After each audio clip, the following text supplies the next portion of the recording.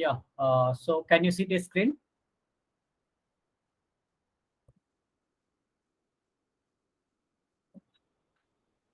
Yes, sir. Yes, Yeah. sir. Yeah. Meet, have you been given some background about value at risk? Yes, sir. Some idea we were given in other class. Like in Python and R, right? No, sir. Only theoretical. Nothing based on practical. Okay. Okay. So okay.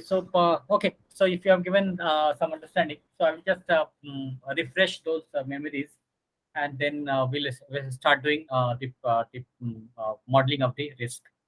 So if like you are asked the one question, what is value at risk? So the answer is it measures the worst expected loss under a situation which is mostly normal over a specific time interval. The time interval is important, that what time, daily, weekly, or monthly at most, and at a given confidence level. So these two things are very important. That confidence level is very important. uh, so in calculation of value at risk, the time interval and the confidence interval is very important, and thereafter we talk about the loss. So for example, one of the questions that the value at risk answers is how much can I lose with X% probability over a set horizon.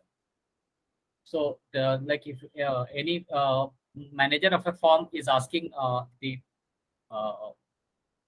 back office as to how much he or she can lose uh, over a day at 1% probability, like his 99% 1% probability means 99% confidence, the confidence interval is being given to our assessment. So this is how value at risk is measured.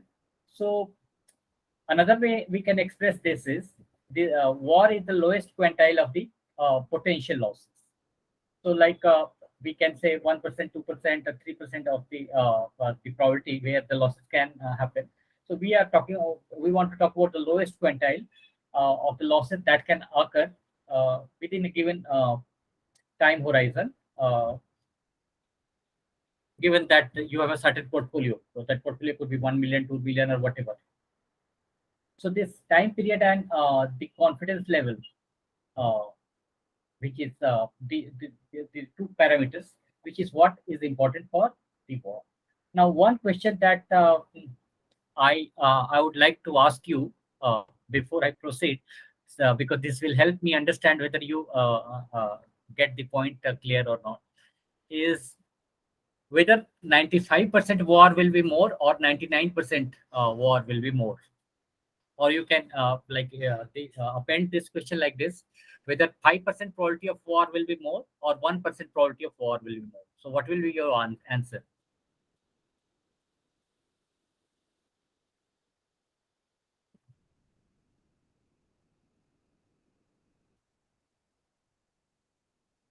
Yes, mate. Uh,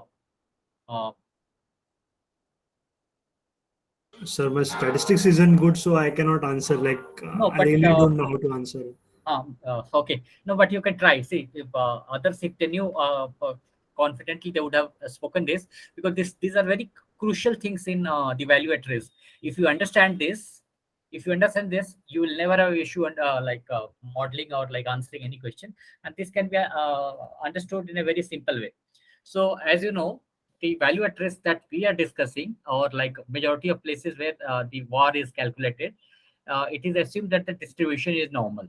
So if the distribution is normal, you realize in case of normal distribution that the right tail contains the larger value and the left tail contains the lower value, and that's how in between is the mean of the distribution. On the left and the right are like their equal probability of the distribution will be equally spread. Now, if when we talk about 95%, we will have a certain value. When we talk about 99%, we'll have certain which is further to the right of that. So if you can see the distribution very clearly, that how the distribution spread out, then you can easily answer this question. So we'll see this when we do this the modeling. So So let's see this. What we are going to do is we are going to answer a question that there is a manager who has a portfolio, and this portfolio is consisting of a single asset. The portfolio doesn't contain multiple assets. We will also see multiple asset problem, but at the moment we are only going to talk about a single asset. So for example, if you just invest in like index fund, so let's say you invest in Nifty index mutual fund, and then you look at its distribution over 20 days, 30 days, or 50 days, or 100-day interval, and then you draw the distribution, and then we talk about the value at risk. So that could be one possibility, and which is what we are looking at in this particular case.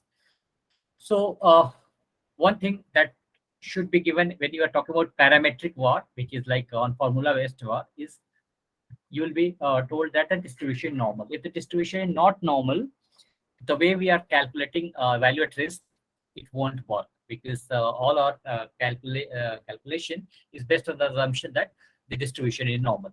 Of course, we can calculate the value at risk even in situation where the distribution not normal, but at the moment we are not talking about that. So in this particular case, the mean return is 20% and the standard deviation is 30%. So so these two things are given to you. You are given mean and standard, and this is what is required in case of calculation of VAR. The next thing that is required is the value of the portfolio. If the value of the portfolio is not even given, you can still calculate VAR, but that will be in percentage.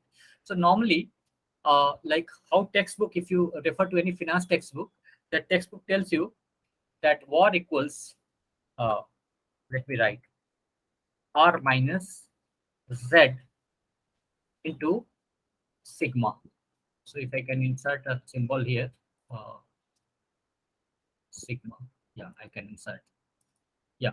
So this is how a VAR is calculated. So Sir, I have a question. yeah. Sir, why shouldn't there be a normal distribution curve? Shouldn't we only consider left tail events other than left to the mean? Because that is the thing that we are concentrating on, right? Right, right. So, can you come up again? Sir, in case of portfolio which is long, so we should only concentrate on left tail events, right? Right, no? Like Right, left but of the mean. this is in case of portfolio, not in case of credit. But yes, in case of portfolio. But so you want to know why we consider the left tail? No, sir, why the entire probability distribution curve that you have plotted? I thought only we are considered left tail events only. No, this probability that the curve that I have plotted is for some specific reason, which is what I am going to show. Is like how you have to, because we are answering couple of questions. The first question that we want to know is the end of the year distribution of portfolio. So for distribution of portfolio, you need to have the entire distribution, because we also want to know that if you are starting with $100 million portfolio, at the end of the year, you will be left out with 200 or 50 or $10 million, or maybe 250. So what are the possibilities or the probabilities of all those outcomes? So when you can plot the probabilities of all those outcomes on a single graph, this is what we are going to demonstrate, and that's why you are seeing the entire distribution. But when we are calculating VAR, then in that case the only left tail is sufficient. So the graph that you are seeing here over here, this is not for the first problem. First problem, we are just going to calculate the probability of that certain number happening. So this will do in case of the second this second part of the question. Question one, we are not talking about this. So yeah. So now, so this mean is 20%, sigma is 30%, initial investment 100, and cutoff is 80. Now you may ask, what is this cutoff? So the cutoff, what it's telling is, if your portfolio is 100, and the cutoff is 80, so what it means is that you are losing $20 million. So your value at risk is $20 million. So how do you, so what is the probability that portfolio is worth less than this 80? So we calculate it over here. So we write here function called norm dist. In the new Excel, norm dist is okay. You can also use norm.dist. I think that should be sufficient. So once you write this norm dist in Excel, it is asking you X. X is nothing but your cutoff value. So we are, because X could be somewhere here, which is what you can see, like X could be here, below 100. So this is your starting position. So X. Now next it's asking for mean. So mean is 20%, but that is not the mean we have to use. Why? Because if your portfolio is 100, so on 50% of the occasion, you will be ending with 100, 20, 100 into 1.20. So 1 plus this number into the portfolio size is your mean. So this is your mean. What your standard deviation? So standard deviation 30%, but because 100 is my initial investment, so I can also write 30. That is fine. And then it's asking for cumulative. So if I have to have the whole probability on the left tail, I will write true. And then if I close the bracket and I enter, so I get 9.12%. So there is 9.12% probability that we may not lose more than 20, but we may, in fact, there is 9.12% probability that losses can exceed 20, $20 billion, because we are starting with 100 million. So this is, now if you want to calculate the same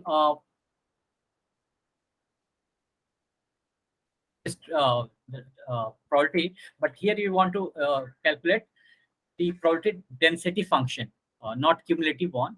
So in case of here again, the X is 80, and mean is 120, we showed previously. The standard deviation is 30, and then instead of cumulative, I am going to use false, because I'm not interested in cumulative distribution. I'm just interested in at that point of the distribution where the value is assigned. If I enter it over here, so I get 0.5467. So this is probability mass function, means like this particular thing happening is this is the probability, means of that particular point. So this is not the cumulative one. This is the frequency of that particular loss. So this is how we calculate. So if you are asked of war in this situation, if we change this value from 80, let's say if I change this value to 60, then my figures are changing. So now what is the probability? So the probability of loss of 40 is not more than 2.28%. 2.28%, according to war estimate, or the chances, there is 2.28% probability that losses more than 40 can happen. So like that, we can continue doing this. So if I again keep it 80, I can get back to the original one. Now you are wondering that, like, how come this I'm showing this entire portfolio value. Now here, what I'm going to do is I'm going to create a scenario where there are various portfolio values and there is corresponding probability. So this first probability, I'm taking it from C16, which is like this one, this number. Okay. So first probability is already taken. Now for others, if I individually go and calculate for all this, for example, the portfolio value 10, if I write the cutoff as 10, I get the probability. Okay. So if I keep doing this, it will take a long time, because what is going to happen is I have the portfolio up till 240, and then there are like the probabilities associated with that portfolio value or the losses value. So what I'm going to do, I'm going to create, I'll just delete this. I'll just delete this so that you know how it is done. And just like to be with the thing, because chances that if like my Excel file gives me some error, which is possible, remotely possible, sometimes it changes the setting. So you be with your original file, so you can see that. So I'm just deleting this. Okay, now if I have to create this table so that I have the portfolio, because this portfolio value I have given this differences of 10 each. So 0, 10, 20, 30, 40, 50, 60, 70, 80. 80 is what we calculated at. So okay, 90 and things like this, 90 up till 10. So this is like I have entered because I want to know the portfolio against this portfolio value. So what I will do is I will select this entire range, and then I will go into my data, and then what if analysis, and then I will go to data table. Once I go to my data table, it's asking for two inputs. One is row input cell and the column input cell. So as you know, I have This is not showing. I'm sorry. So we can see the table analysis box that you're trying to show. You can't see. That's what you're saying. Yeah, because I think you have presented this. You have presented this sheets. We can't see any other files. So you have to present your whole screen if you want us to see that small box of data analysis table. Just a minute. Let me see why is it so. So you're saying that you can't see this. Okay. So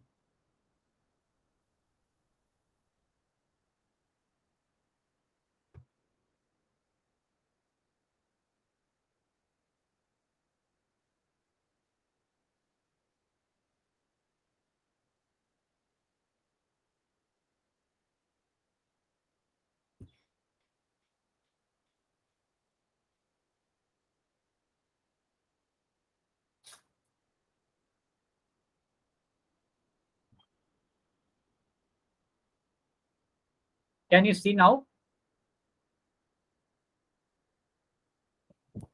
You're not presenting at all now. Oh, just a moment. It's giving me some.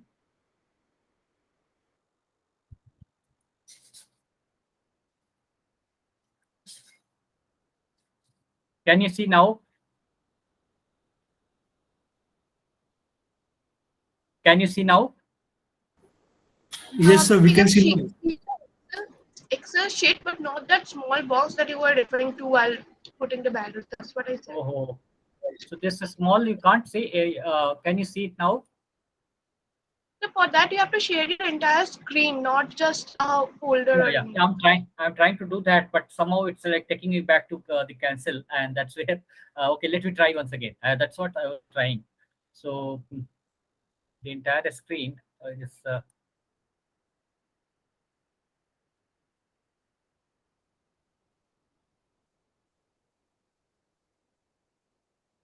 The entire screen option is like being disabled. Some problem is there. That's okay. Can you the share button itself? The share button itself is like disabled. I don't know why. Maybe there is Okay, some so you problem. continue, just dictate the things that you are doing, we will understand. No. So Sharanya, what you do is let's wait because at least something should be there.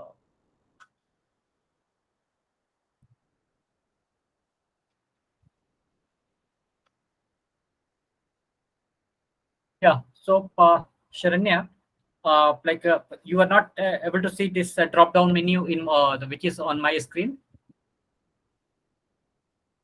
No, we are just seeing the Excel. Whatever you are doing in the Excel, we can see, but not that data analysis box.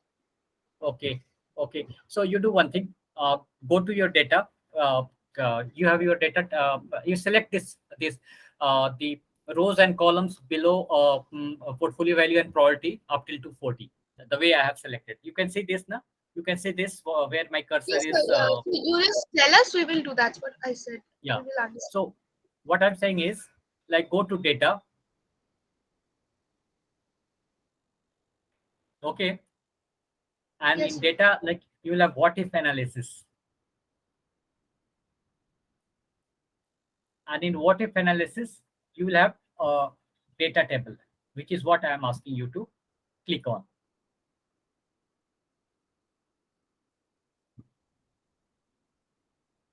Yes, sir. Is the data table visible to you?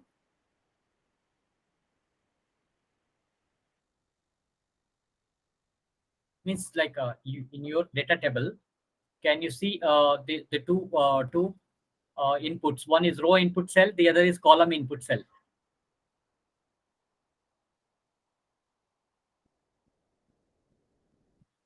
Yes, Okay, sir. so yeah, so we row input cell, we leave it blank. Why? Because our row is already programmed, that we have taken the formula of probability from the top table, but we don't know what are going to be so we leave the row input cell blank. We use column input cell. So as you know, column input cell will be coming from this number, this cutoff value, Why?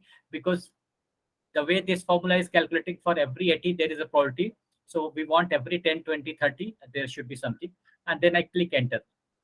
So it has given me uh, the numbers. So as you can see, these numbers are not the numbers that were earlier, because there is, but you do exactly, it will come. In your case, it will come the way it should come. So just do that, and then just so what is your output?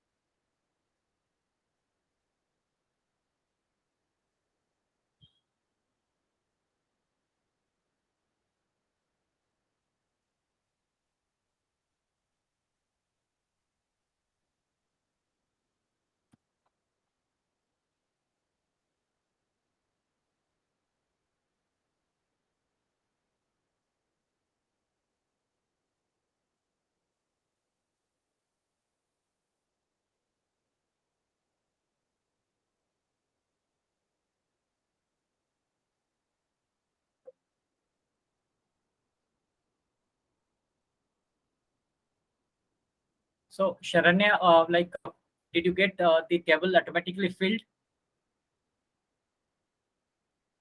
Yes, sir. I have got the table filled, and it's showing the previous values that whatever you had, and Yeah. that So kind you of. yeah. So if you got the PDF, the previous value, then the next thing that you have to do is the convert this this portfolio value, and then the probability value, to two things one by one into the chart, which is like insert chart, and go to any chart where you want to insert any XY, whatever. Like mostly we do a scatter one. The So this is what I have done, the scatter plot. Then once you do that, your chart should look exactly the way it was showing. Means it should be a normally distributed chart, and this is what you are supposed to be presenting. So if you have a portfolio, and if you have a distribution, and if you have all the standard deviation, mean sigma, and the probability, then you have this normal distribution, which is what you are presenting. And with your presentation, the other person understands that yes, this is how you like the portfolio is going to be looking like. And then the person decides whether like this is the uh, real situation the person wants to be, or there is something needs to be worried about. Because like once you plot on a distribution, it gives you indication how much is your losses going to be, or how much your gains are also going to be, because you are plotting the entire distribution, and which is where this comes handy. So don't worry, this will come also, because in my case, somehow the number it takes is just the first number, and so the real numbers are not coming, because these are not correct. But it will, after some time, it will automatically correct, which and I will come and show to you. Now the other thing is, so if you want to know the uh, the same the quintile of the distribution, or the same cutoff, or what is the probability of that cutoff, like if we want to be ending with the portfolio value of $50, in the situation where 100 or we are starting with. So almost 50% of the loss. So what is the probability of that loss happening? So that can also be solved using solver. So what I can do here is like this, if I want to uh, change or like calculate this probability, so I can go to data again and use solver here. So in solver, what happens is like I have to set an objective. As you know, in solver always you have to set an objective. So this objective is coming at C53 call, and it's asking you value. So how much value I want to? So let's say I want to be, just want to calculate the 5% probability, that with 5% how much, and then what I have to change is C52, because then the C52 will change because there at different probability there will be different cutoff. What is exactly that at different probability level the losses value will be different. So if I leave it here and then use calculate it, solve, then see, this is taking so much time. Ideally it should not be taking so much time, but anyway, let it come back. So this once this solver solves this, then it will come back to a particular number and a particular cutoff. So yeah, so if I let solver solution, so my cutoff is 70. So what is happening, if I want to be like 95% confident on only, means I don't want to be very highly confident. I just want 95% probability that my portfolio should not lose more than 30. So then this is the situation. So my cutoff value is 70.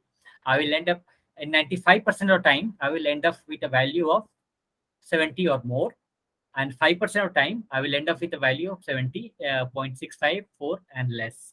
So this is the way I can also do once I have this solver. If I use I use the formula, and then see now the my portfolio is being shown here. So my portfolio is being shown here, which is the distribution, because now it's has accepted the formula. So this is how like you plot the distribution of a particular portfolio given a scenario of different means and different standard deviation and different probability. Now the next thing, that like when we are calculating the quintile and we want to show from the quintile side of the distribution, means like what is the 1% of the distribution, and how like what are the value for that. So same way, like we can create a chart, which is what you can see over here. So we are only plotting the left tail of the distribution at different probability value. So again, like same way, we can create a data table where this probability 0.01 I am taking from here, C62. So in data table, one formula you have to copy. The first one you have to copy is from the original formula, and then the rest scenario, for rest scenario, you just keep mentioning portfolio minus 10, 0, 10, 20, 30, something like this, and keep going like this. And again, like if I select this and go to data table and then press data table, then what will happen? I go to data and go to what if analysis and go to data table. Then it will ask me to row input cell. So row input cell, I don't mention anything. Column input cell, I mention as the cutoff value, which is C61. And then once I do this, then like I get the probabilities. And if I plot this, I'm going to get a figure like this, which is like, as you can see. So I'm just like plotting it. So from this figure alone, you can see is 0.98% or like 1% of the time your portfolio is ending with 50, between 40 and 60. So you wanted to see the quintile of the distribution, and from the left tail, so just this much of the distribution can be shown by creating a table like this and plotting it this way. So this is how you end up showing your distribution of the portfolio, given that the portfolio had a certain outcome and certain value and certain standard deviation and all that. From here on, we move to war in case of three assets. So this was the first asset, was like a very simple representation of the value at risk modeling. But normally in a situation, we may have a portfolio consisting of 5 assets, 10 assets, 30 assets, or maybe in some of the cases 100 or 150 assets also. So what we apply for 3 assets is also applicable for 100 assets also. Why? Because formula remains the same. The matrix will change, because here in case of 3 into 3, you will have 100 into 100, and then all other things will remain the same. So now we go and see what is the case that we are thinking about. So the case is, we are at $100 million. We are a $100 million portfolio, and then with 30 million invested in asset one. So we have a three assets portfolio. So portfolio one, we have invested $30 million. So it means 30% is invested in portfolio one, 25 million in asset two. So 25% in asset two, and $45 million in asset three. So 45% in asset three. So with this situation, we want to calculate the value at risk in a situation where we have three assets in our portfolio. So like you have, I have written over here, just have written the formula for the mean return. So mean return in case of a portfolio consisting of n number of assets is just the arithmetic averages of all the things. So x1 mu1, x2 mu2, and x3 mu3. So like, and if we have 4, 5, so x4 mu4 and xn mun, that's the mean return.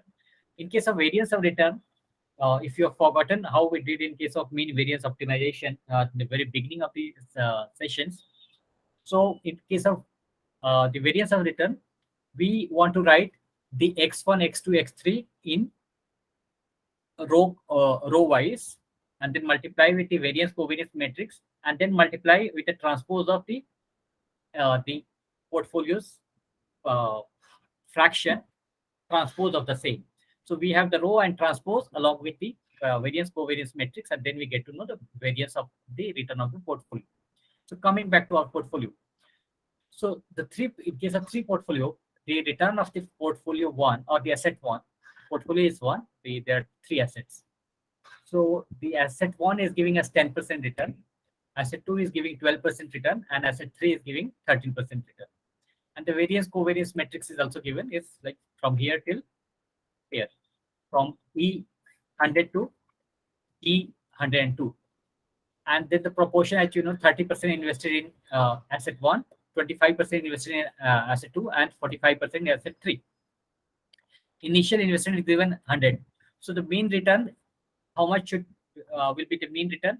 So to calculate mean return here, you have to multiply this with this. So either you can use matrix multiplication, or like you can also use sum product. Because they are just in the same format. So we can use sum product, and then they should be able to give you the value for the. So mean return of the portfolio is 0.1185, which is 11.85. So if you have a portfolio consisting of three assets with 10, 12, and 13% return, but proportions varying from 30, 25, and 45, so the mean return is 11.85%. Now the next thing is, how do you calculate a standard deviation of this portfolio? So you have been shown this, but we'll once again do this.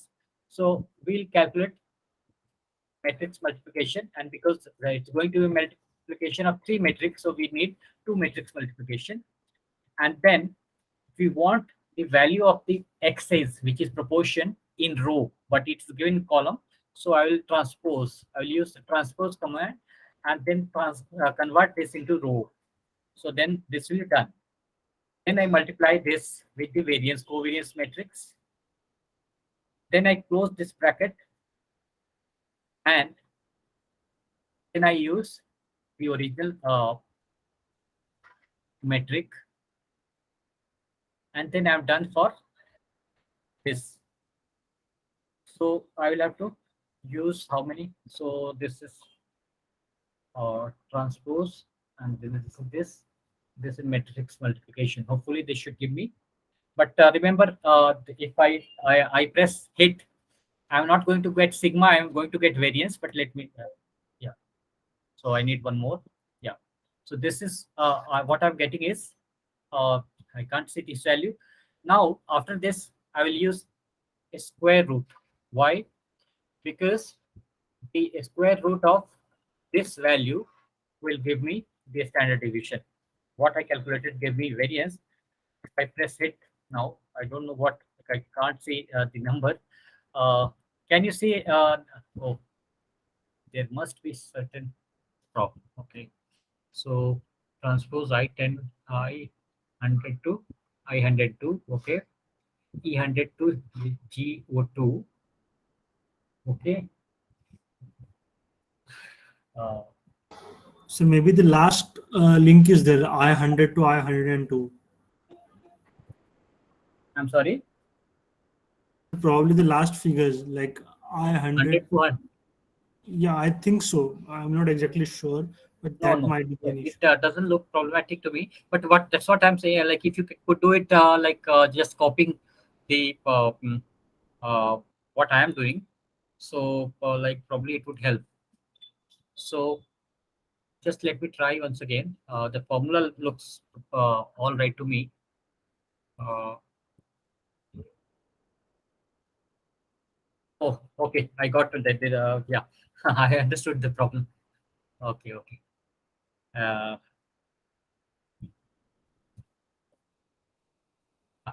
So it gave me the value. I actually, because we are doing matrix multiplication, so you have to use Control Shift and Enter. You just can't hit Enter because it's multiplying various matrices which has an array, and that's why it was not giving the answer. So if you do this way, and it should be already it is calculated on the left side. So even if you have not got this, nothing to worry. You just take your cursor on the left, and on the right I have calculated. So you will get this. Value. So you got this portfolio standard deviation of 38.48% and mean return of 11.85. So this is your three asset, and these are the parameters of the three assets like mean return and the sigma. Now, what is the mean investment? Investment. So, like with 100 invested in your asset, and so 100 is your investment into the asset, and your return is this. So your mean return will be 11.85 billion dollar, and the sigma of the investment. So again, for the sigma of the investment, you have to multiply 100 with the portfolio sigma. So this into this, and it will give you 38.48. So you have got this. Now for cutoff, like again for cutoff, like you have to use. Okay, so here what is happening is we are going to calculate cutoff, not the cumulative PDF. So in case of cumulative, the probability density function, we were using a function called norm dist. But because we are going to calculate cutoff as to what the value will end up with, because their loss of x, 100 minus x will be the cutoff. So for this, what we write is norm inverse. Norm inverse. Then it's asking me the probability. So we want to pay 1% probability, so 0.01. Then it's asking a mean. So mean of the investment is this one. And it's asking me a sigma. And if I then press enter, so it calculated 77.67. Now so actually what it gave me is actually war. So if from war, if I subtract 100 from 100, if I subtract this war, I get the cutoff. So what I do is like if I have to calculate the cutoff, so I can also use 100, which is my this, and from there I just add this number, so I get 22.0. So whichever way you do it, whether you do, or like if I have to calculate the cumulative PDF probability density function for this portfolio, so I write norm list, okay, and then it's asking me x. So x is my cutoff value. So if I write x as cutoff value, so my x is what?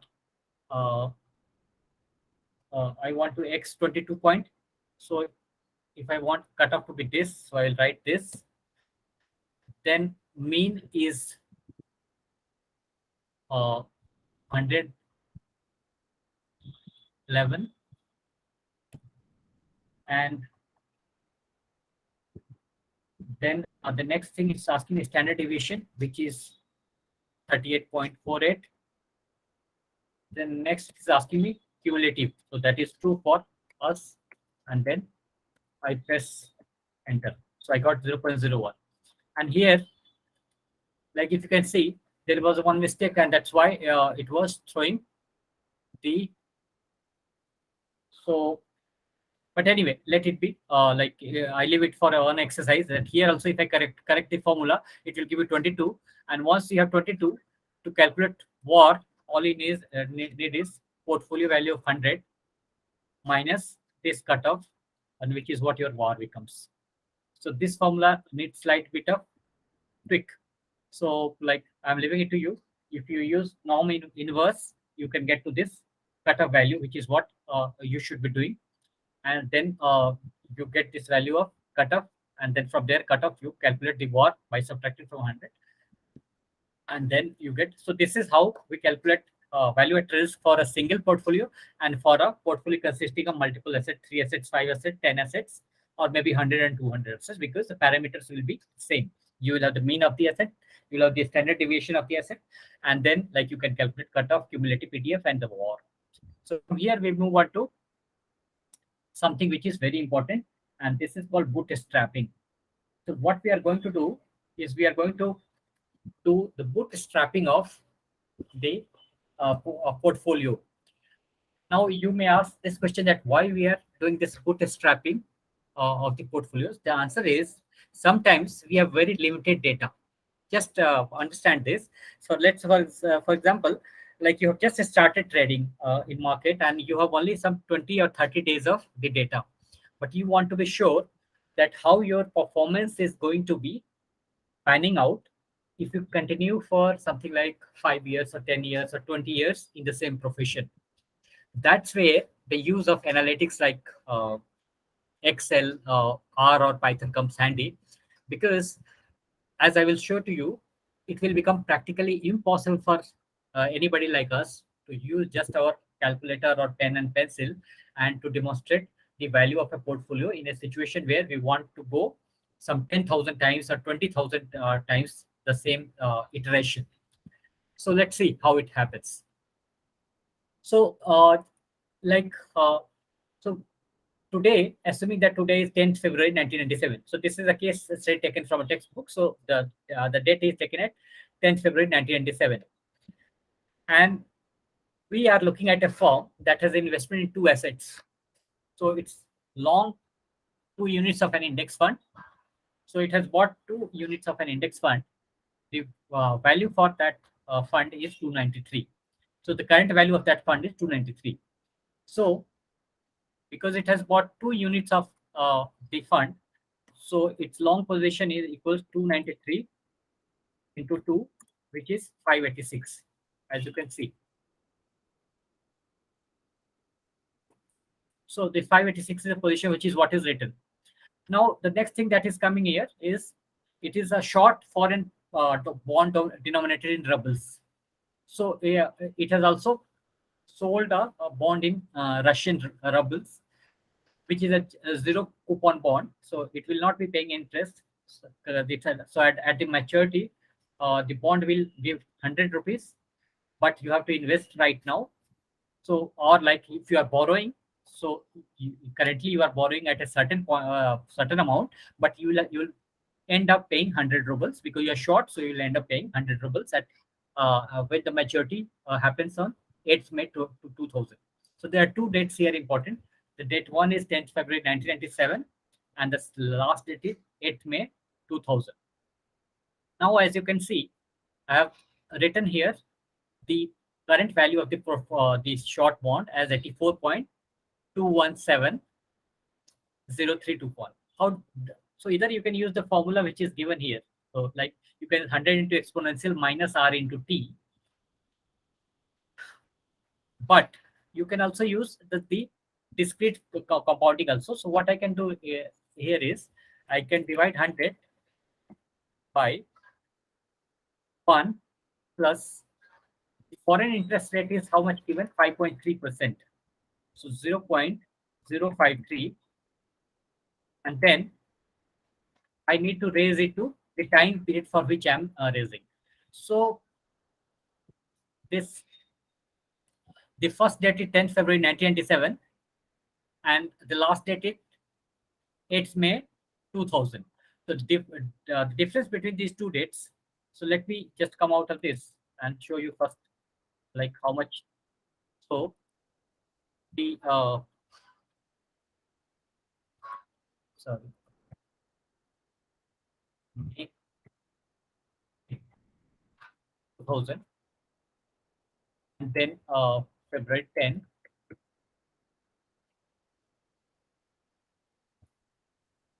1997. Okay, if I subtract,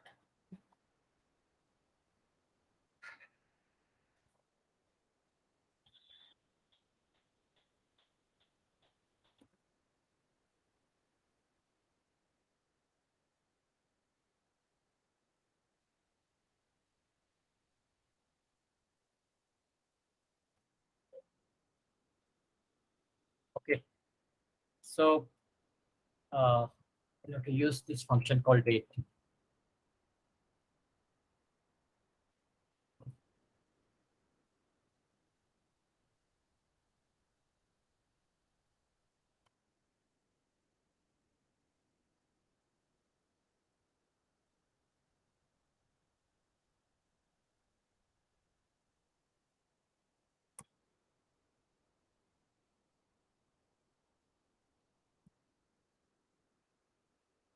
One nine nine seven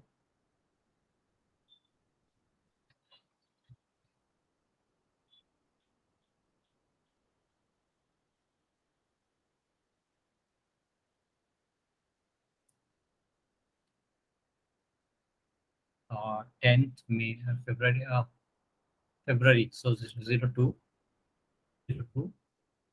and then it's 10th, and I don't need to write. Should I mention this? Not required, I think.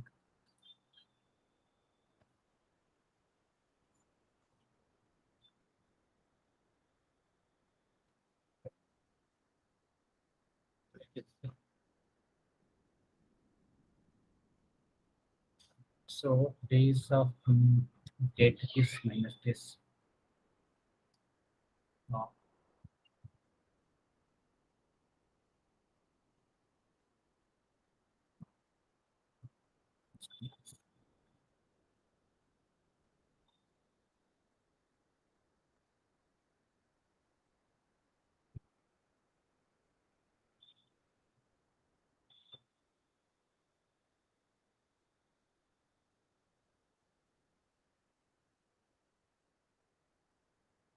Uh, so we got some 1183 days.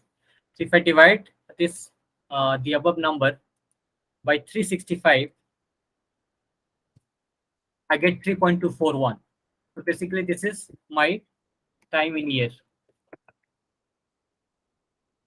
You can just subtract these two numbers, they should give you, but sometimes because of format issue, the Excel cell doesn't understand whether like you are subtracting a particular number or it's a days or a date. So like we got 3.24 years. So what I'm going to do is like 100 bond, 100 divided by 1.0530, which is my interest rate, and I will raise it to power because I'm to 3.241, and I press enter. So I got 84.588. Okay. So let's see the difference between this value 84.21, 84.58 is not much because we are using the discrete compounding. But if you use continuous compounding also with exponential e raised to power minus r, so r is given as 5.3, so the minus r become minus 0.053, and 3.241 is the year being used. So you get this figure. Now because you are short a bond, so your actual position is minus this. So your position in the bond is this. Now there is some catch here. So catch is what? The uh, the ruble to dollar. There should be ruble to dollar. there should be some exchange rate. So that exchange rate will normally be given to you. So if the exchange rate is 3.40, let's say exchange rate is 3.40, which is given in the formula. So then what happened? The dollar value of this portfolio will become this much into this. So minus 286 will become your the short position of the ruble bond. So ruble bond is minus 286 and your long index fund is 586. So your overall position is 586 and plus this one. So your overall position is 299.6620, which is what is already calculated here. Okay. And dollar bond is 286, which is what we calculate. So this is the proper problem that we are going to deal. So we are going to deal with the situation and we are going to do bootstrapping. So we are going to do complete sampling distribution of the thousands of times or maybe millions of times for a situation where we have very selected data set. So the problem remains the same. We have two units of the index held. Then the bond maturity is 8 May 2000. Current date is 10th of February 1997. Index value 293 as of now.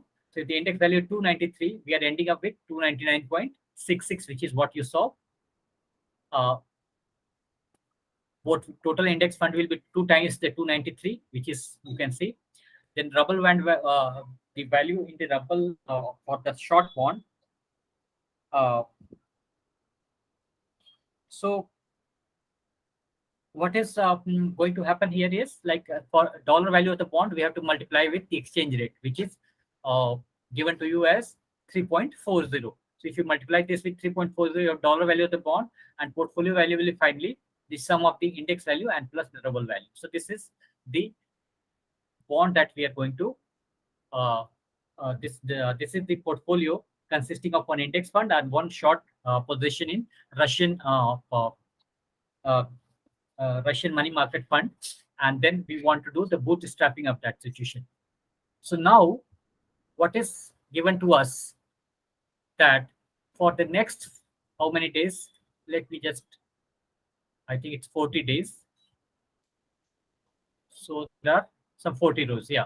So from 2nd February 1997, the day when we like this started trading, to the day when we have the data, that is 10th of February 1997. So we have the value for the index. So as you can see, index is changing every now and then because that's how the index changes. Index changes for a number of reasons. Market is up, so index goes up. Market is down for some reason, the index value will be down. And because we are twice this position, so our position will also get magnified accordingly. Foreign interest rate is given. So this foreign interest rate will decide the position of our short bond, and then the exchange rate will decide the dollar position of the short bond. For example, if we have 1 ruble as short position, so the value for that in the US dollar will be 3.5 because 1 ruble to US dollar was 3.5 during 97. The situation now is very different. I think it will be somewhere close to 1 or maybe less also. But there were times when Russia was very powerful in this 90s, and then it was very strong in terms of its fiscal position. So it was commanding a very strong exchange rate. So this is the exchange rate, and this is the interest rate for interest rate, and this is the index. Now you may ask how I have got this number, because this 462 was not there in our previous case. So just I will calculate for one, and then you can think that everything is fine. So if you have 2 index fund, so the value for the index fund will be this into 2. So the 925 will be the value for the index fund. As you saw, this value for our short position was with 5.28% rate and 3.5. So the short position of our bond will be so this will be equals minus 100 into EXP minus interest rate. So my interest rate will be 5.8,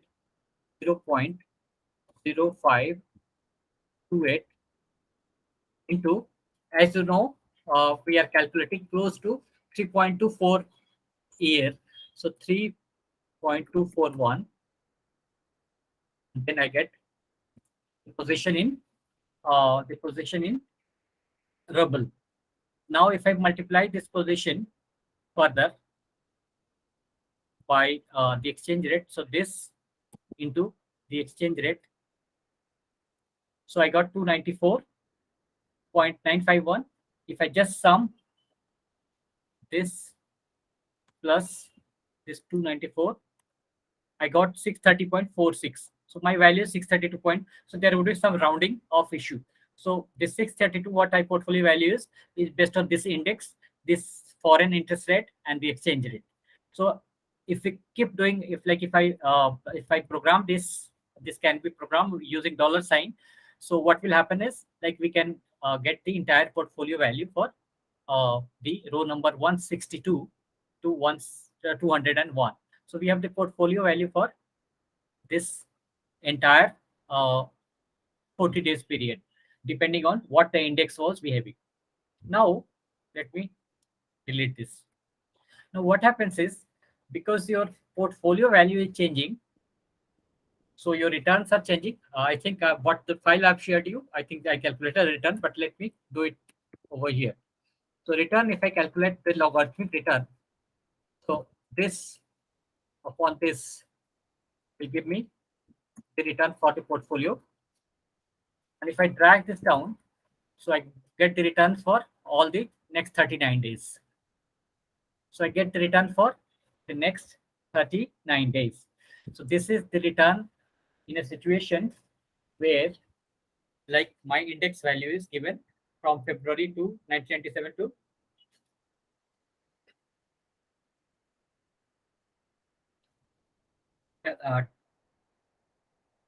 10th February. So, sorry, from 2nd January 1997 to 10th February 1997. So this is the situation that we have with us. We have only the figures for these 40 days. So I have calculated the portfolio return. Let me write it. The portfolio. Now the $1,000,000 question. That's the most important question for today, and the most important part of today's session is what we are doing is bootstrapping.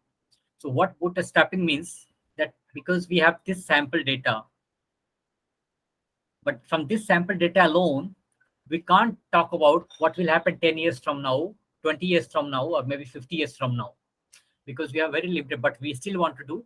And the good thing is, because we have the analytics, so we can do it.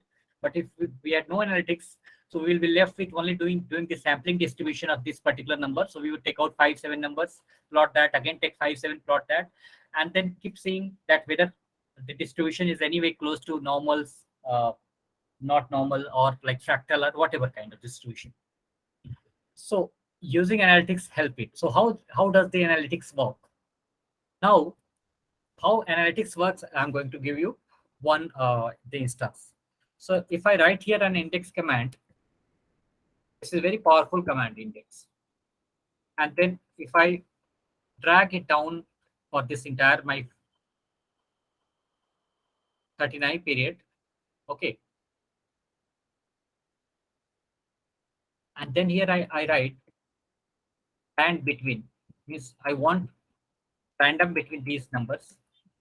I close because I want any number random between this. And then I press enter. Sorry, I forgot to mention that my random should be between what to what. So 1 between 1 to 39. If I leave it 1 to 39, it will give me a random value of 0.456706.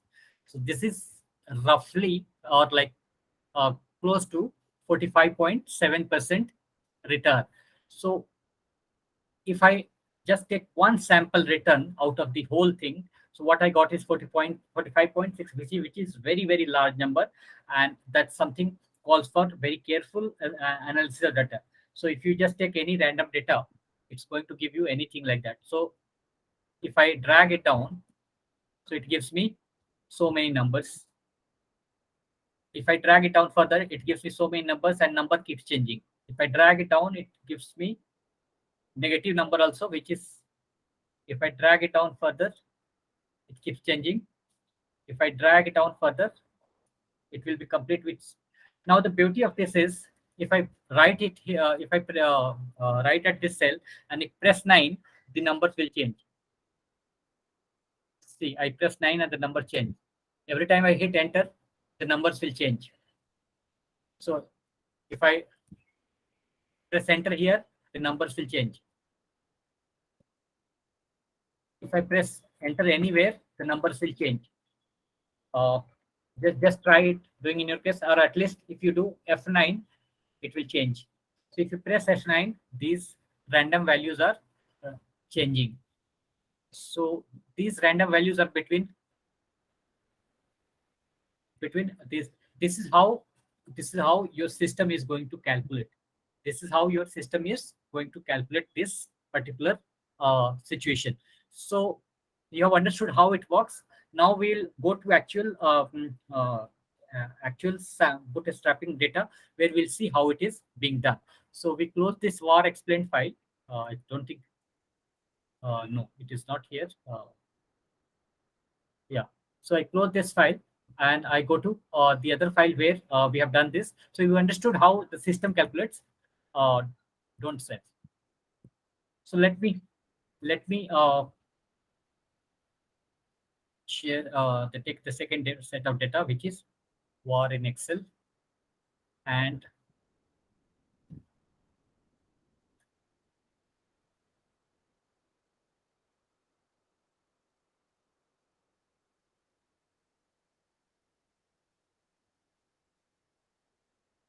yeah. Can you see the new window?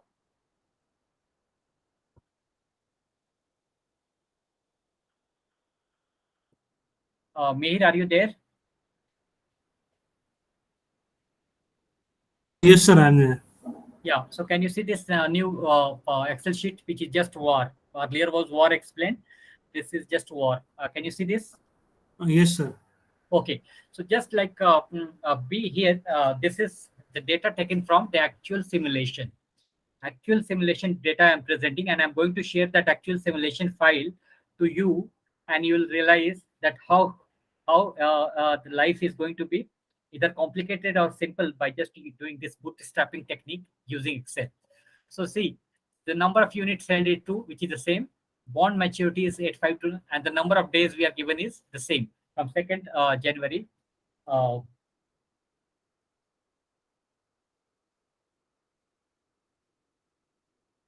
so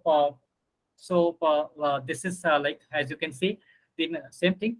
Now, as you can see it here, the iteration it's showing is 5,000. So what we did once, the system has done it 5,000 times, and what I showed you was not once. That was not even 1 upon 100, because I did it very simply. Why? Because I wanted to tell you how system works, how analytics are programmed, and then it works. But the fact is, like, there are so many things going inside within the system, and that's where the iteration takes a long time. So the start time, what you are seeing it over here, is I've just taken the screenshot of this entire screen from the analytics, which I'll share after this is over. This class is over. I'm going to share the exact the programmed file, where just like if you just enter F9, you can see the simulation of the portfolio changing every now and then, and all those things you are going to see. So this this program was started at 21 cell at night at 9:19 p.m. and 6 seconds.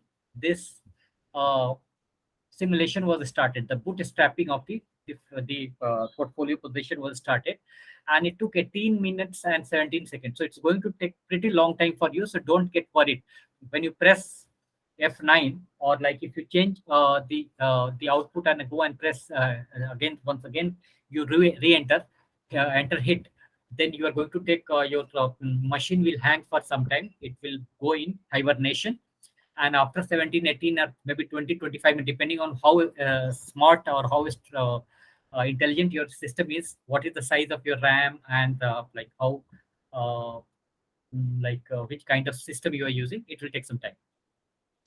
So like, coming back to straight way to our example, so we have the day which is like already given, index is already given, but that's not end of the thing. Now what we are going to do, and what how the machine does it, see, you are seeing it something called index rand. So random value of the index is generating. Why?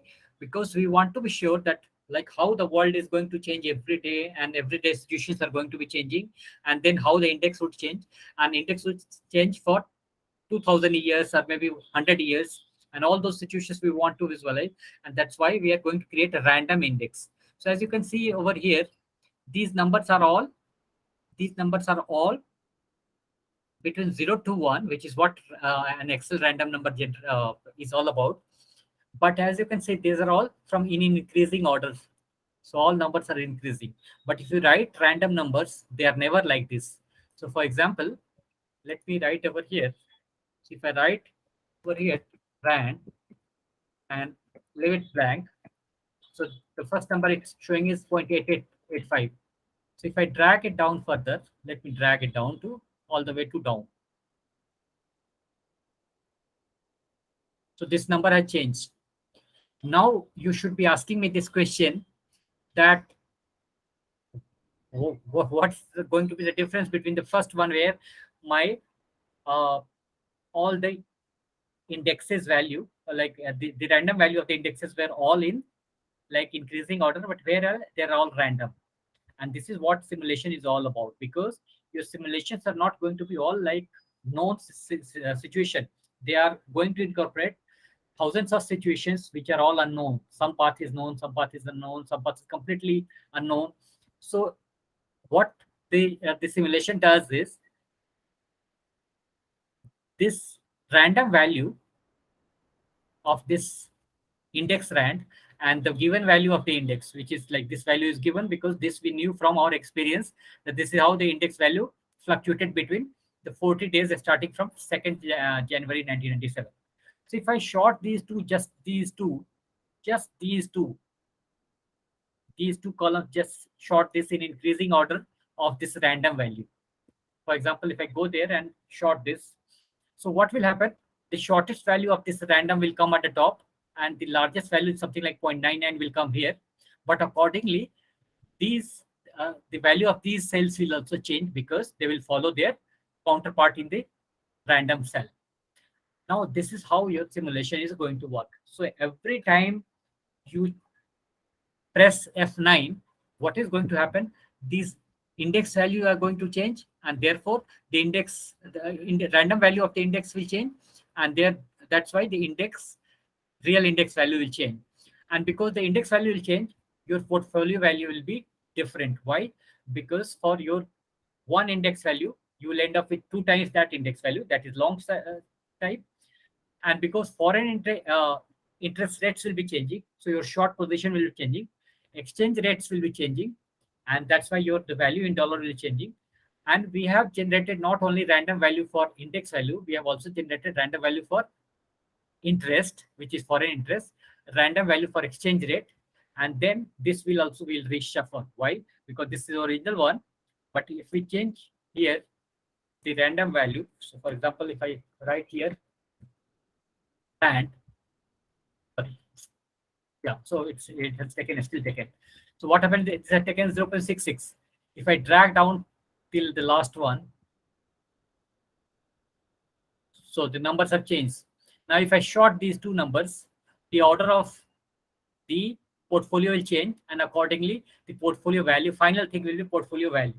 So your portfolio value, this 746, as you are seeing, is the 2 times the index value minus the short position of this 100 rupees ruble bond at 5.28 discount rate, multiplied by finally exchange rate of 3.4, and then you get the portfolio value. This is we have already done, so we are not going to do it. So we are not going to do it once again. Why? Because we already showed you how portfolio values are built, and we also showed you that if I have to calculate return, so I write log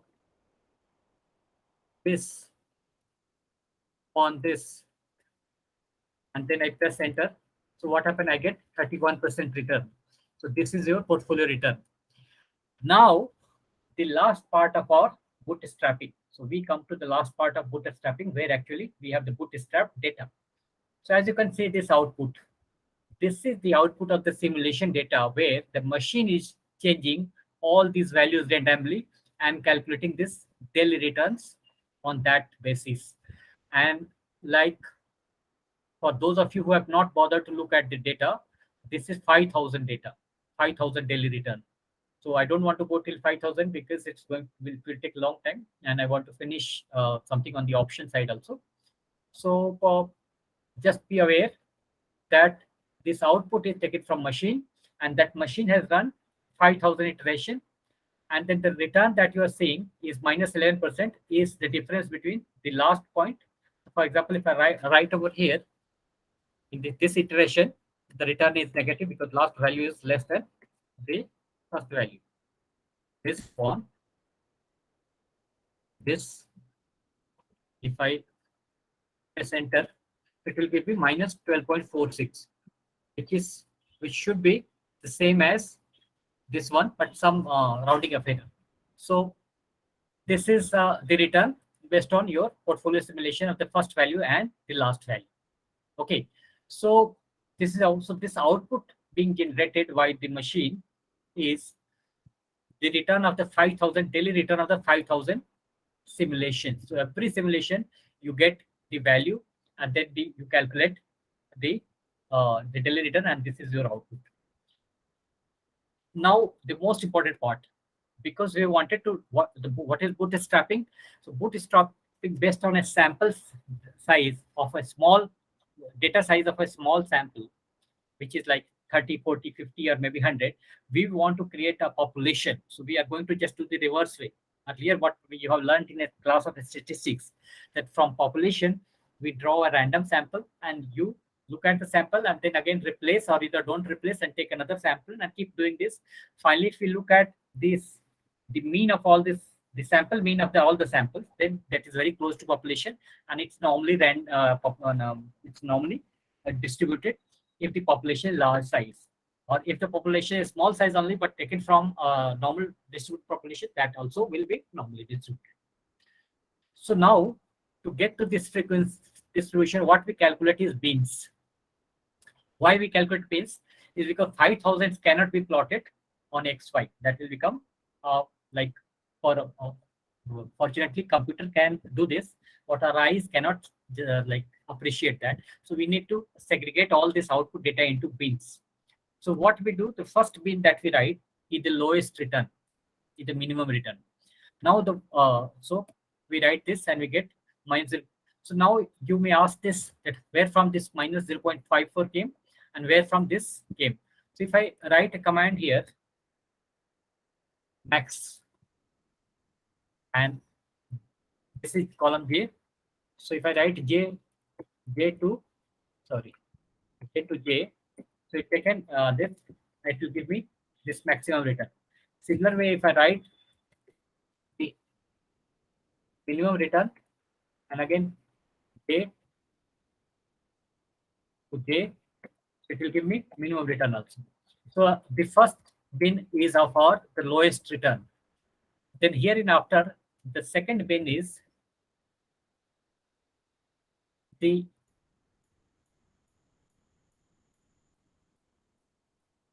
difference between the top, the maximum and the minimum. So this is going to be the maximum. I divide it by 50 because I want to segregate the bins into 50, and then from here I add my previous number. So I get this number. Okay. So if I continue doing this, like if I can drag it down,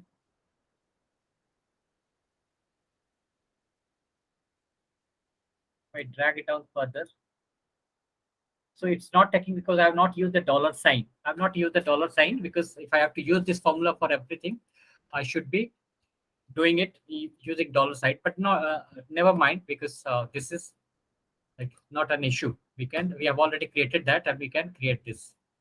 Okay, so this is how we are going to we have created bins. So as you can see, bin is already created here. So if we continue following the same iteration, the previous one plus the difference. So we will have the complete bin with us, which will be this rounded off to nearest decimal. So we have got these bins where, if you can see, the largest number is 1.23, which is close to your maximum return, and the minimum return is 0. minus 0.54. Now the next thing that is important is the frequency. So here we use a formula called frequency. Frequency. We use the frequency. So what is our data array? So first data array will be the entire this 5,000. So I will have to select. So I know the value, but let me drag it down to till the last one. So I select the entire 5,000. Okay. And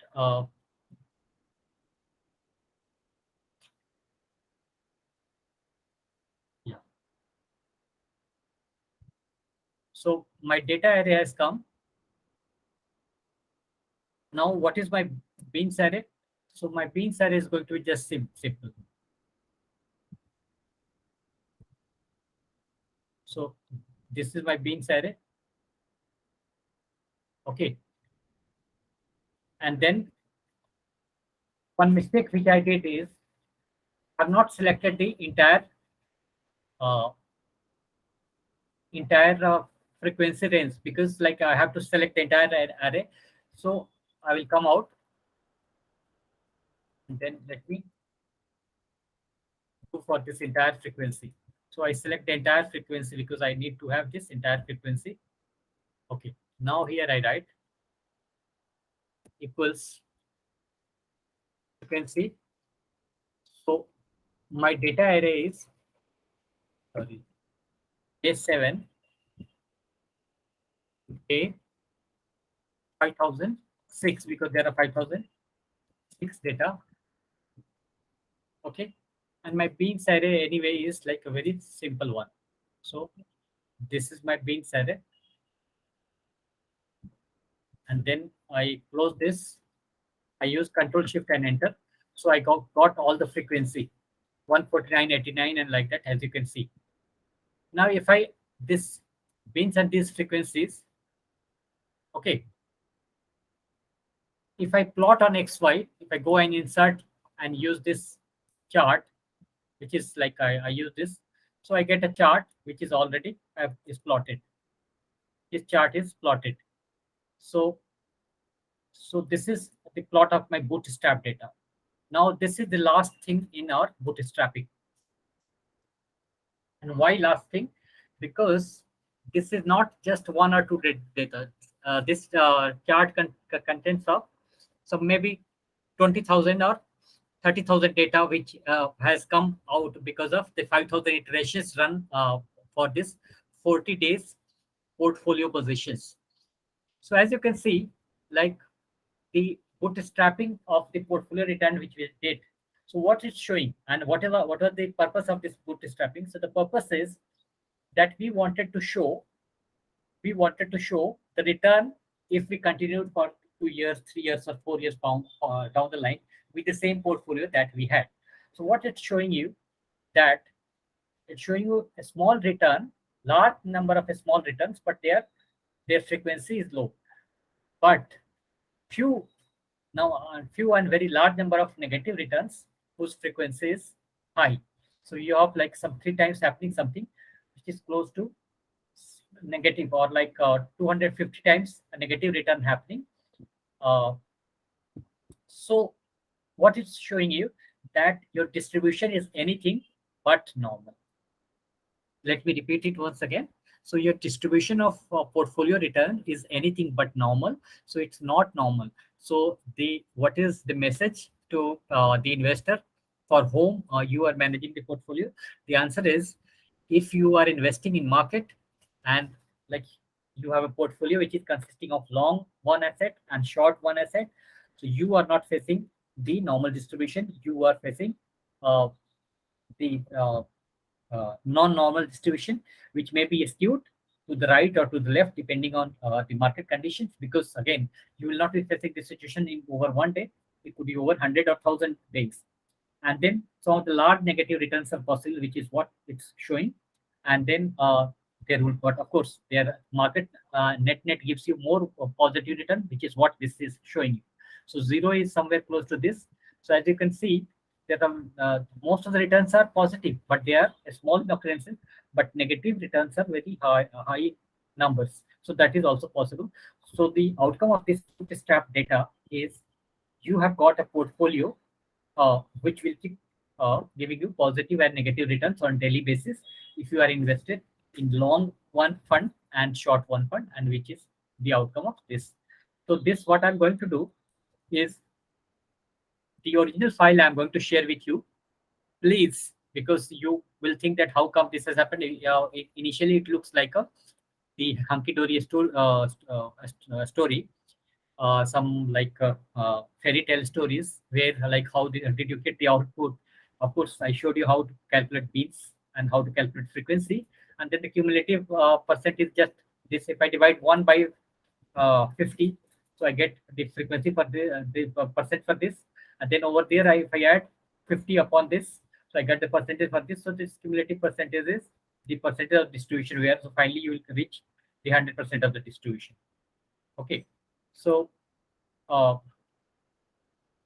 so this what happens is yeah. So what I was telling you, that this is your bootstrapping of the portfolio consisting of a long asset and a short asset. So when I share with you the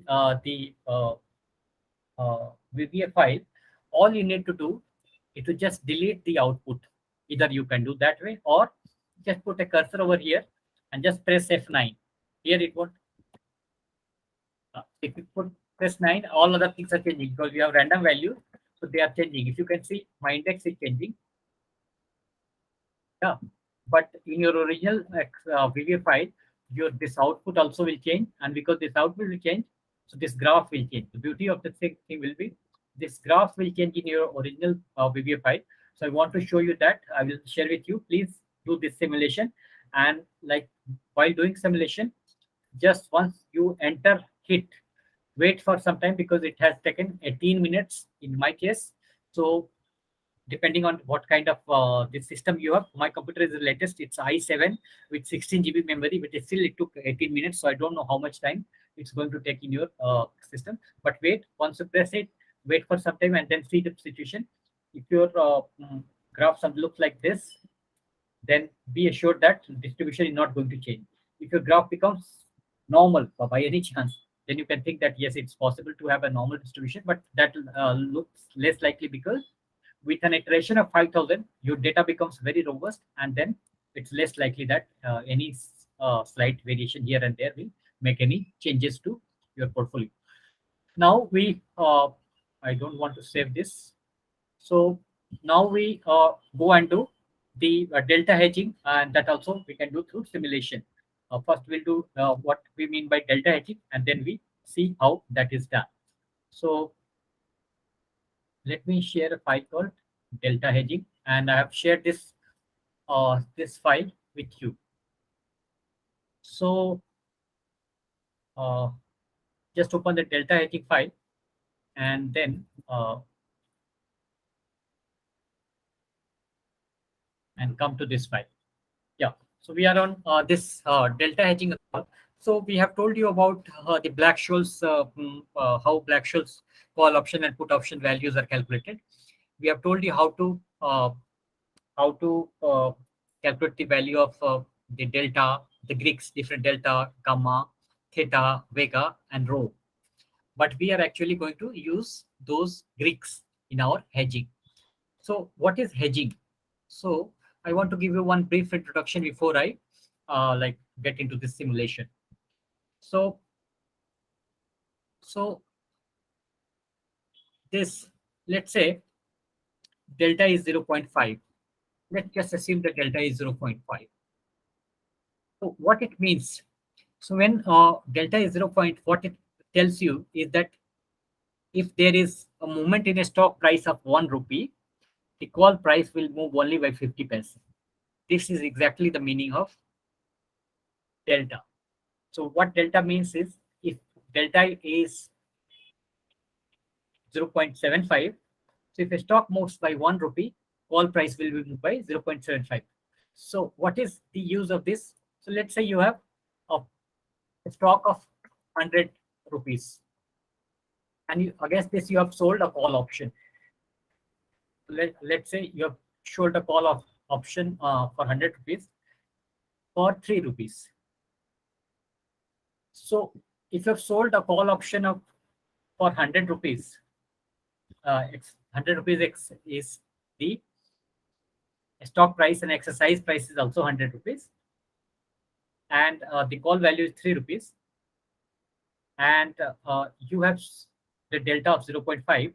So what it means is, when you sell a call option, you need to have those many stocks with you. So if the stock price is 100, so you should 100 into 0.5. So that means this into this at the amount of stock that you should be having. So if a stock value 100 you have sold in call option and the delta is 0.5, so then you should have 50 rupees of the stock with you. And then what will happen is, uh, you will be hedged. So how will you hedge? So let's say a stock moves from 100 to 101. So it moves to 101. So if it moves to 101, so because delta is 0.5, so your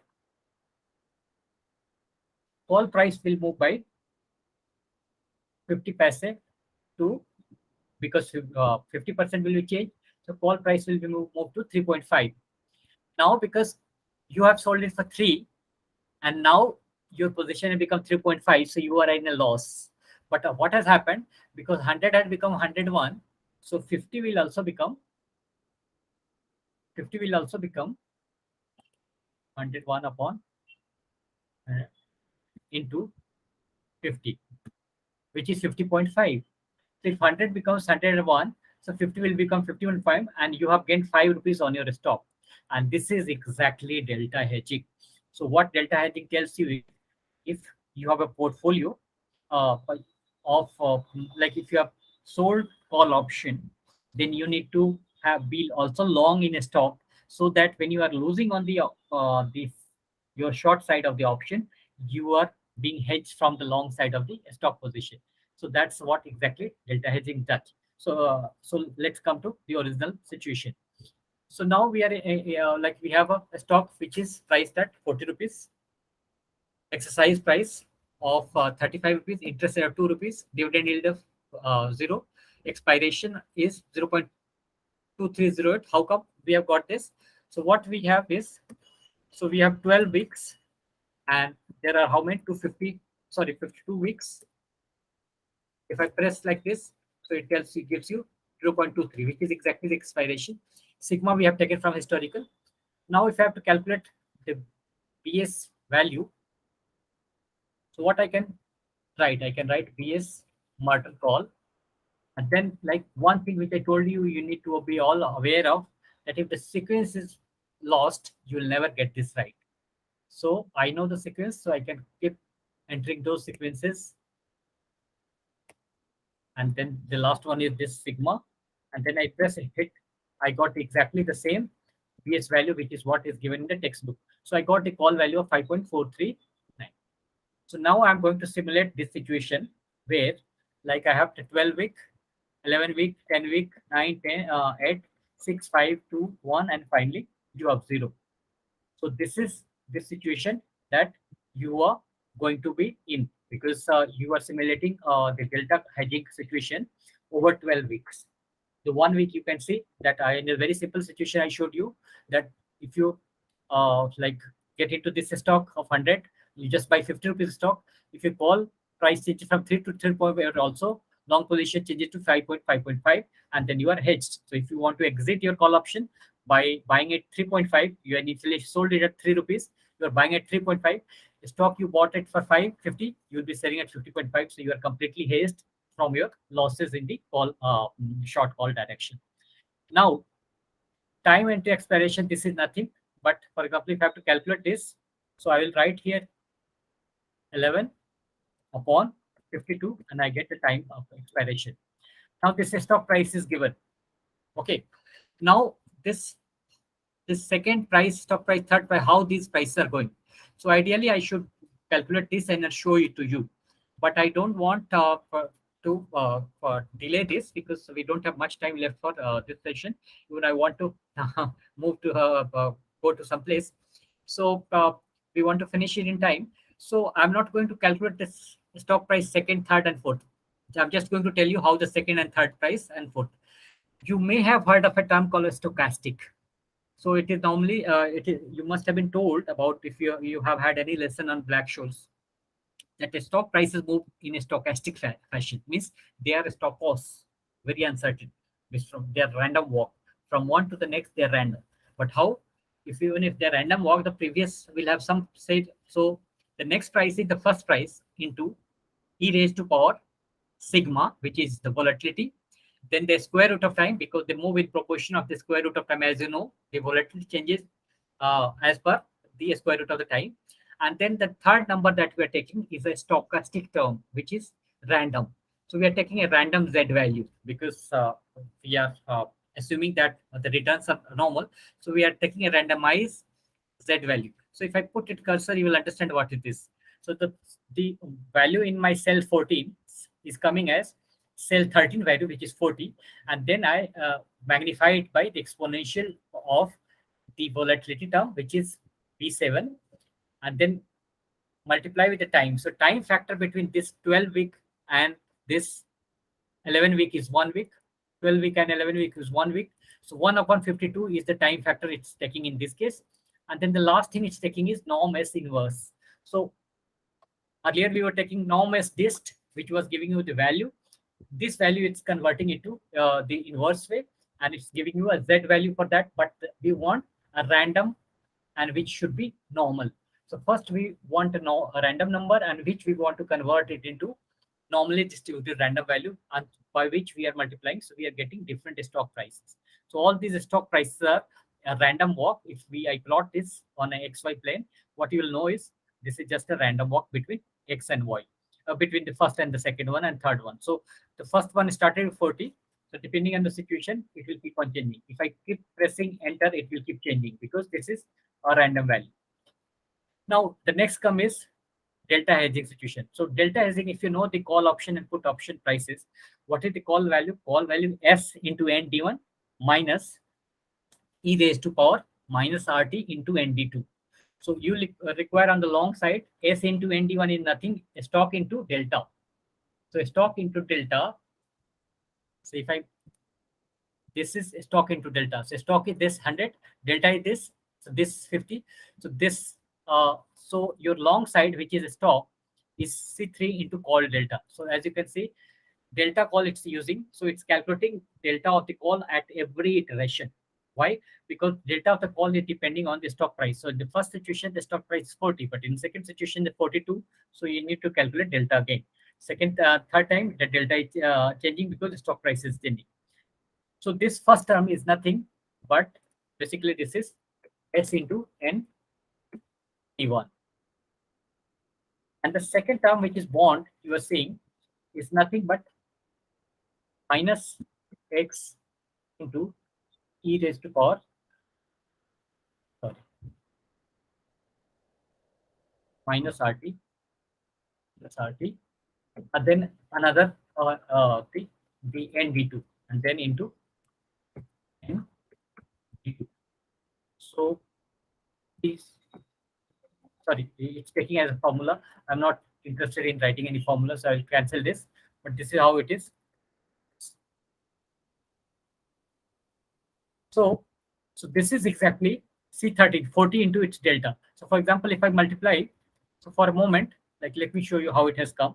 So this is this into my delta. So let me calculate my delta here. I have already calculated in your case. So I will calculate it.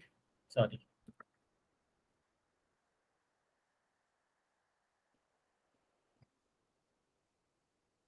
delta call. So for delta call, I require the same sequence: stock, exercise, time of expiry, interest rate, dividend yield, and the last is sigma. And then I get the delta is 5.439, which is 5.44. So how come I got this here? So I got this 35.6 by just writing this stock price into this delta. Then I got 2170. Sorry, stock. How come it is? No. Delta is, sorry, delta is coming 0.8. Sorry. So this is 40 into this delta, which is 35.47, which is exactly the number you're seeing it here. So this number is nothing but call it the stock into delta.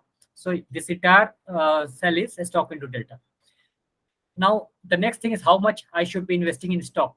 So normally I will tell you, normally if you started with 35.48 and the next position is 38.80, so you should be buying the difference between these two.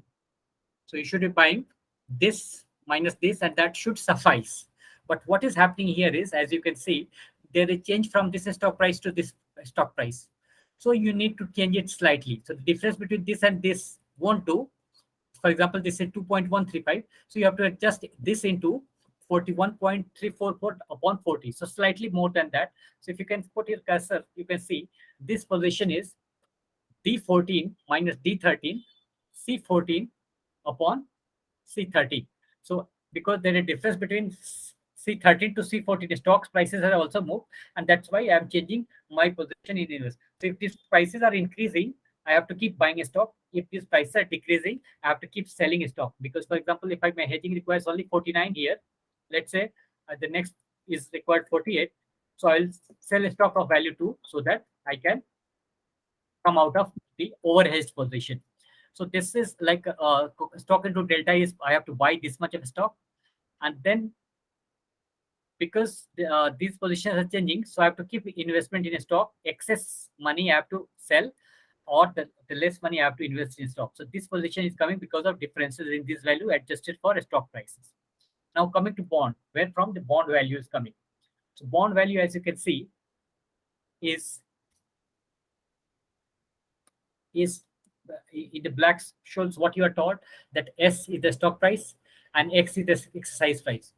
So you need exercise value at the end of the horizon, but currently you need the discounted value of that. So you need 35 into exponential minus RT into ND2. So this is exactly this position. So this is 35 into exponential dollar by dollar 4 is nothing but interest rate of 2%. So the 2% interest rate, and then I'm calculating normal distribution of D2. D2 is delta 2, which comes from delta 1, sigma 1 minus uh, sigma 1 to sigma 1 minus root under delta t. So what happens is the bond price is getting calculated by the original price of 35, and then uh, multiply with discount that with exponential of interest rate at time, and then multiply with the normal distribution, which is what I was writing it here, x into e raised to power minus RT and d2. So this is a position in bond. This position will keep changing depending on how much time is left, and then from the previous position. Why? Because in previous position there was something else, and that's why you have to adjust. So if you have sold a stock, so you have to adjust. If you have bought a stock, you have to adjust for that also. So you have to less and less bond. If you are increasing investment in bond, so less bond you'll buying. If you're decreasing, so more bond you'll buying, and vice versa. So this is a position in bond. Now finally, so we keep doing it till the last week. And as you can see, this 5.44 is the portfolio cash flow. Where from this is coming? So this is coming from this BS call. So when you buy a stock of 35.48, sell a bond of 30.04, so you get a value of 5.44, which is exactly the Black-Scholes call option value.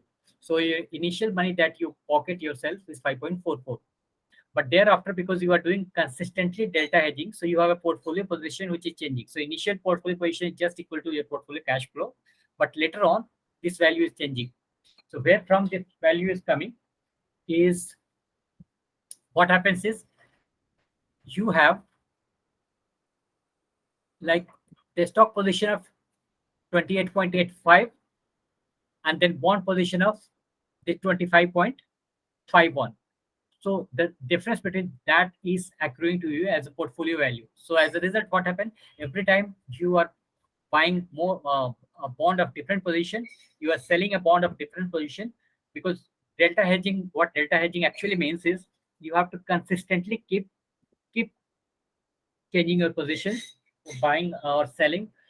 Means if you have sold call option, then you have to keep buying stocks consistently, depending on how, or like if you have overbought, then you need to sell some of the stocks, and that's how you're hedging.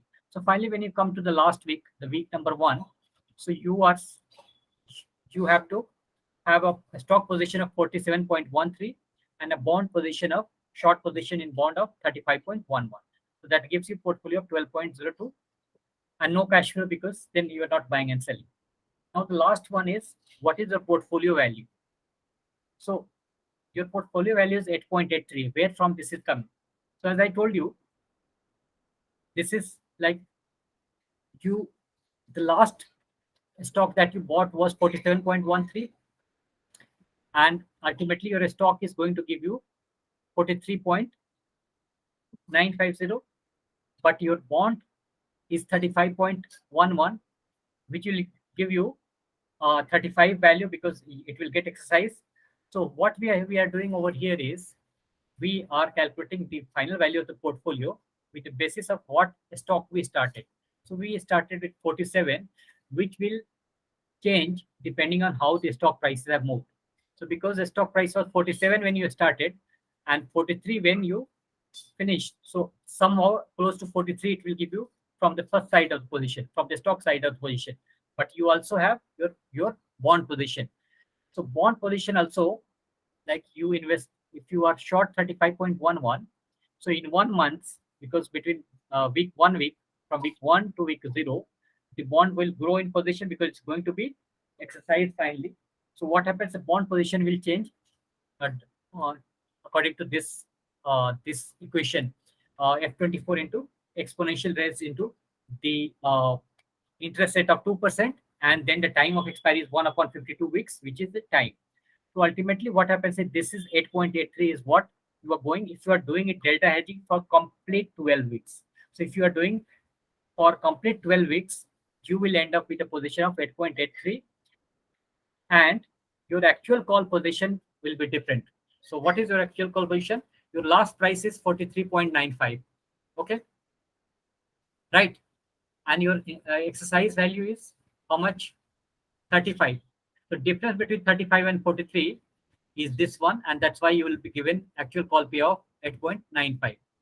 So 8.95 is what you would get if you had continued till expiry without doing a daily hedging.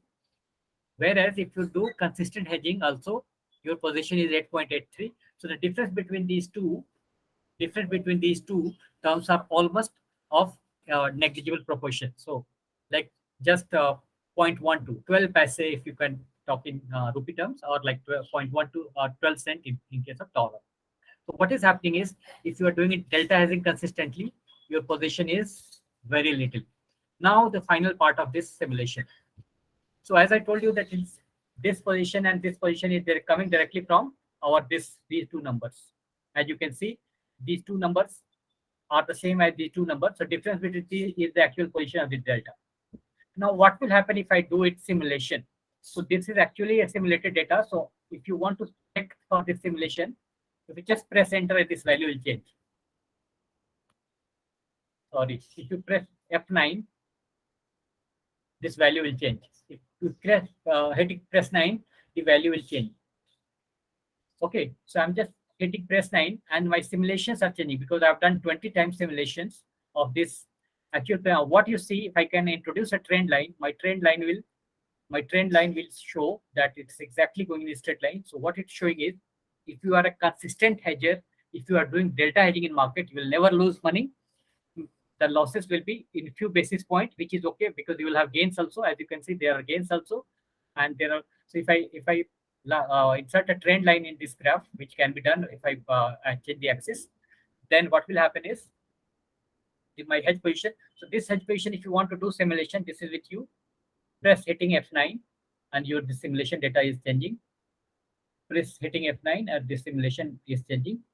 And sometimes you have large gains also, but those are not like a very usual situations. So mostly you'll have gains for few basis point and losses for few basis point, and then net you will be ending with delta hedging position, which will not give you much changes. So so so this is what is like the purpose of the delta hedging. So we have done the bootstrapping of not only our portfolio position but also of an option position, where like you had 12 weeks, but you transformed that 12 weeks into hundreds of weeks by doing a simulations where you are changing those stock prices on the basis of a random value, and then you are seeing it in terms of the graph. So this is how it is actually done in situation, and this is how we can show it to someone if you want to impress upon someone that how life is going to be uh, going forward. So this is how things are going to be looking up, and then we are done with this. So we wind it up here, and then next we meet.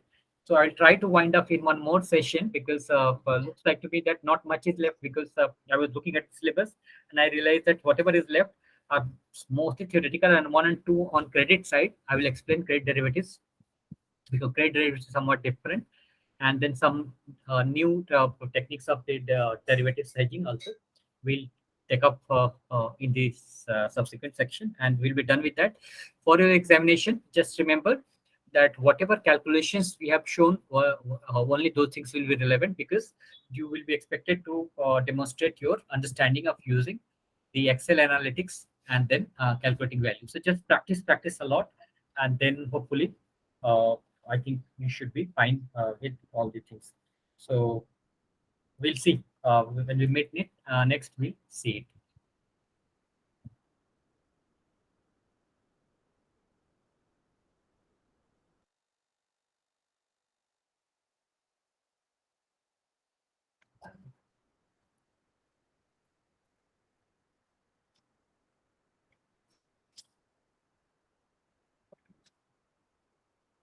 Thank you, sir. Okay, thank you. Thank you, sir. Bye.